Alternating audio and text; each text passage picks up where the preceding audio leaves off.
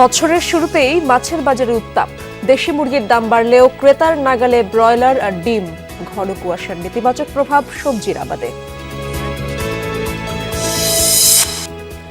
বাণিজ্যিক আদালত গঠনের অধ্যাদেশ জারি। নিষ্পত্তি করা যাবে মেধাস্বত্ব পার্টনারশিপ সম্পর্কিত বিরোধ। উন্নত ব্যবসার পরিবেশ তৈরির আশা। কাল পর্দা উঠছে আন্তর্জাতিক বাণিজ্য মেলার। নেওয়া হয়েছে কয়েক স্তরের নিরাপত্তা। ভালো বেচাকেনার প্রত্যাশা।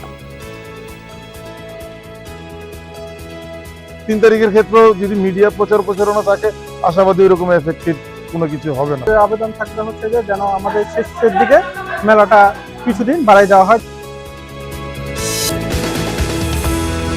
দর্শক, এতক্ষণ শিরোনামগুলো দেখছিলেন। পুরো সময় জুড়ে আপনাদের সাথে থাকবো আমি ইশরাত জাহান। বছরের প্রথম শুক্রবারে কি স্বস্তিতে মাছ কেনা যাচ্ছে? এমন প্রশ্নের উত্তর হবে আপাতত না। কেননা 2 সপ্তাহ ধরেই চড়া সব রকম মাছের দর। সে পারদ যেন আরও চড়েছে। চাষের রুই, কাতল কিংবা পাঙ্গাস কিনতে গেলেও নিস্তার নেই। ব্যবসায়ীদের যুক্তি, কুয়াশার কারণে আহরণ কমে গেছে। এদিকে ছেড়ে কথা বলছে না দেশি মুরগি। তবে মধ্যবিত্তের নাগালে আছে ব্রয়লার আর ডিম।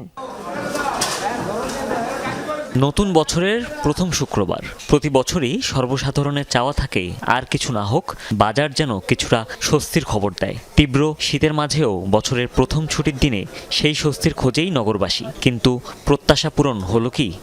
নতুন বছরে শুধু ক্যালেন্ডার চেঞ্জ হয়েছে, কিন্তু মানুষের আসলে জীবনযাত্রা মান আসলে চেঞ্জ হয় নাই। নতুন বছর এখন মানুষের দাম অনেক বেশি, আগের তুলনায় অনেক বেশি। দেশি মুরগির দাম মানে প্রায় ডবল। আপনার যদি ধরেন 300 টাকা সোনালী মুরগি হয়, আপনার দেশি মুরগি 700 টাকা।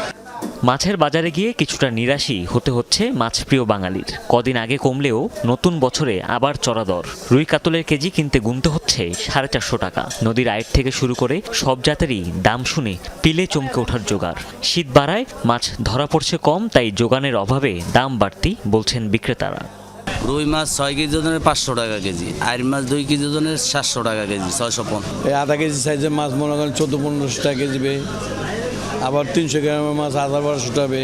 যারা মাছ ধরে গ্রাম অঞ্চলে, ঠিক আছে, ওরা বলছে যে আমরা মাছ ধরতে পারতেছি না, প্রচুর ঠান্ডা, এই জন্য দেশি মাছটা একটু কম পাওয়া যাইতে আছে। দেশি মুরগিও জাত চেনাতে ভুল করছে না। কেজি চাওয়া হচ্ছে 580 টাকা। সোনালী জাত কিনতে খরচ করতে হচ্ছে 300 টাকার মতো, যদিও ব্রয়লার মিলছে 170 টাকাতেই। তবে দেশি জাতের হাঁস দিয়ে শীত উৎসব করতে চাইলে পকেট থেকে বেরিয়ে যাবে 700 টাকার মতো। ব্রয়লার চলতেছে 165 থেকে 70 টাকা, আগের দামে আছে। ডেলি যে এক দিন এক রেট থাকে।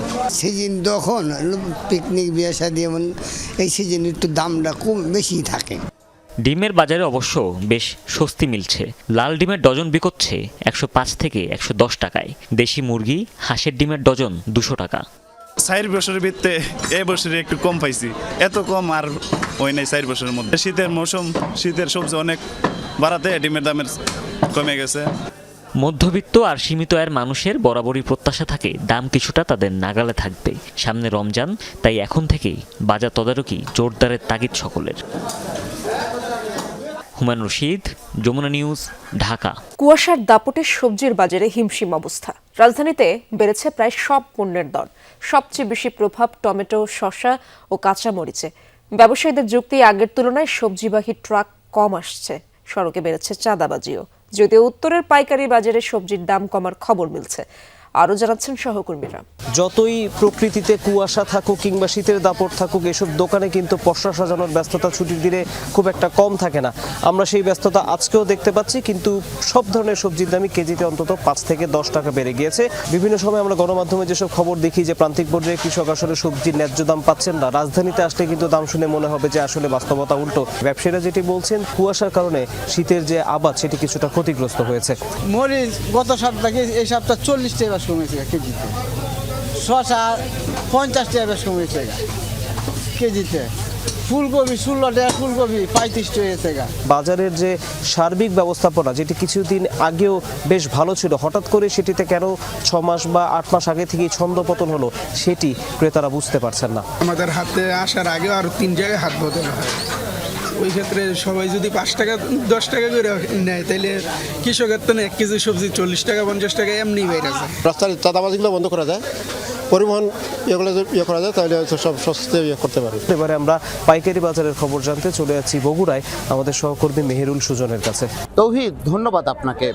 উত্তরাঞ্চলের সবচেয়ে বড় সবজির পাইকারি বাজার বগুড়ার মহাস্থান হাটে এখন সব ধরনের সবজির দামই নিম্নমুখী। ফুলকপি, বাঁধাকপি কিংবা শিমের মতো সবজি এখানে পাইকারিতে বিক্রি হচ্ছে 10 থেকে 15 টাকা কেজিতে।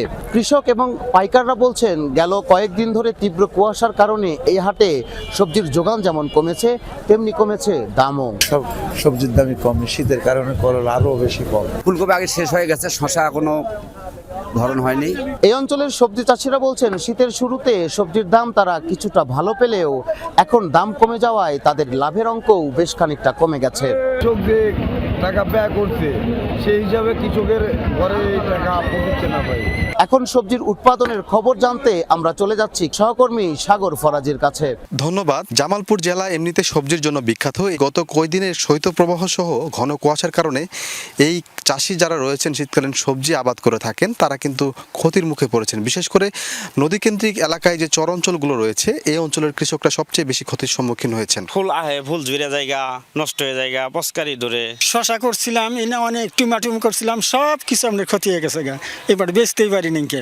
বেগুনের যে উৎপাদন যা হওয়ার কথা তার থেকে কম হচ্ছে, পাশাপাশি বেগুনে পোকার আক্রমণ ধরেছে, পাশাপাশি ফুলকপি, বাঁধাকপি, টমেটো, শিম সহ যে লাউ যে সবজিগুলো রয়েছে সেই সবজিগুলোও কিন্তু প্রভাব আমরা দেখেছি। কুয়াশায় আসে কোন ধরে কুয়াশায় কুমার দিছে, সারা একদম জোয়ার ঝুড়ে যেতে গেলে ঠান্ডায়। এই ছিল আমার কাছে জামালপুরের সবজির ক্ষেতের সর্বশেষ।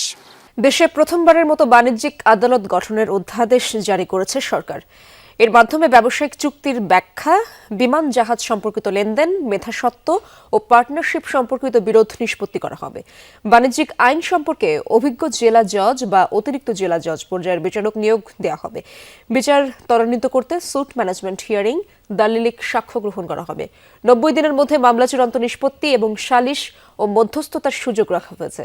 এই অধ্যাদেশটি বাংলাদেশের বিচার ব্যবস্থায় একটি বড় পরিবর্তন আনছে, যা বাণিজ্যিক বিরোধ নিষ্পত্তির দীর্ঘসূত্রিতা কমিয়ে আনবে। সংশ্লিষ্টরা বলছেন এতে উন্নত ব্যবসার পরিবেশ তৈরি হবে। কেস ম্যানেজমেন্ট যেই চ্যাপ্টারটা আছে সেটি যদি ভালোভাবে যদি প্রতিপালিত হয় এবং সেটি যদি সবাই মান্য করেন, আমার মনে হয় দ্রুত নিষ্পত্তির মাধ্যমে আমাদের বিদেশি বিনিয়োগ আসবে এবং যারা এই বাণিজ্যিকরণে যারা অর্থনৈতিক চালিকা শক্তি তারা কমফোর্ট ফিল করবেন। অনিবন্ধিত মোবাইল ফোন বন্ধ হওয়ায় বিপাকে চট্টগ্রামের অনেক ব্যবসায়ী ও গ্রাহক। এসব মোবাইল ফোন বিক্রির শত শত দোকান দুদিন ধরে বন্ধ রয়েছে। সিদ্ধান্ত পরিবর্তন না হলে এই সেক্টরের সাথে সংশ্লিষ্টরা কর্মহীন হয়ে পড়বে বলে শঙ্কা প্রকাশ করছেন ব্যবসায়ীরা। দ্রুত সংকট সমাধানে সরকারের হস্তক্ষেপ কামনা করছেন তারা। চট্টগ্রামে অনিবন্ধিত মোবাইল ফোনের সবচেয়ে বড় মার্কেট এই রিয়াজউদ্দিন বাজার। দোকান রয়েছে অন্তত 300। দোকানগুলোতে সাজানো এই মোবাইল ফোনগুলোর সিংহভাগই আসে Dubai, Japan, Singapore, China, America ও ভারত থেকে। তবে জানুয়ারির শুরু থেকেই এই মোবাইল ফোনগুলোর বিক্রি বন্ধ হয়ে গেছে। NEIR পদ্ধতির কার্যক্রম শুরুর পর থেকে এসব মোবাইল ফোনে চালু হচ্ছে না নেটওয়ার্ক। মোবাইল অপারেটরদের সংযোগ সিম স্থাপন করলেই জানিয়ে দেয়া হচ্ছে ফোনটি অনিবন্ধিত। এতে বিপাকে পড়ছেন ব্যবসায়ীরা। কোনো ধরনের কোনো নেটওয়ার্ক, কোনো ফ্রিকোয়েন্সি, কোনো কিচ্ছু আসতেছে না।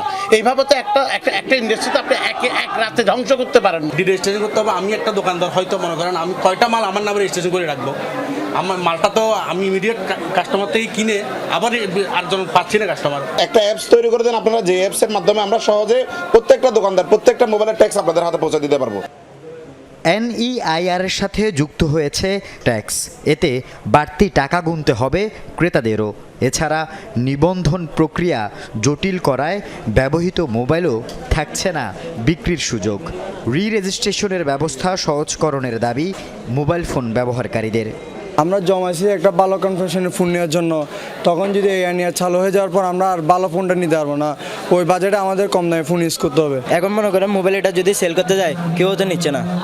হ্যাঁ, ট্যাক্সের কারণে মানে মোবাইলটা নিচ্ছে না। এবং মোবাইল আমরা যেটা ব্যবহার করতেছি ওইটা ধরেন আমাদের হঠাৎ কোনো কারণে বিক্রি করতে হচ্ছে বা কাউকে দেওয়া লাগতেছে, তো আমরা হচ্ছে কি ওইটা তখন দিতে পারবো না, কারণ এটা অনেক বড় একটা জটিলতার মধ্যে আমরা যাচ্ছি। ব্যবসায়ী নেতাদের দাবি 20,000 মোবাইল দোকানদারদের পাশাপাশি এই সিদ্ধান্তের কারণে ঝুঁকিতে পড়বেন কর্মচারী ও তাদের পরিবার।